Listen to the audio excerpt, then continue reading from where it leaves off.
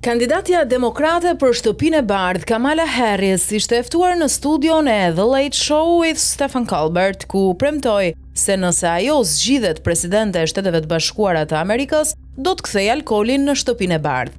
Deklarata erdhi pasi Harris konsumoi birë gjatë emisionit. Demokratja hapi një kanaçe bire në studion e The Late Show with Stephen Colbert, diçka që asnjë nga dy presidentët e fundit nuk e kanë bërë. Me kanaçen e birës në dorë, Harris zbuloi se kohët e fundit kishte pirë me bashkëshortin e saj, Doug Emhoff. Hera e fundit që piva një birë ishte në një lojë bejsbolli me Doug, tha ajo duke e qeshur. Paraqitja e saj në shfaqje ishte pjesë e një fushate mediatike që përfshinte gjithashtu një paraqitje edhe në emisione të tjera.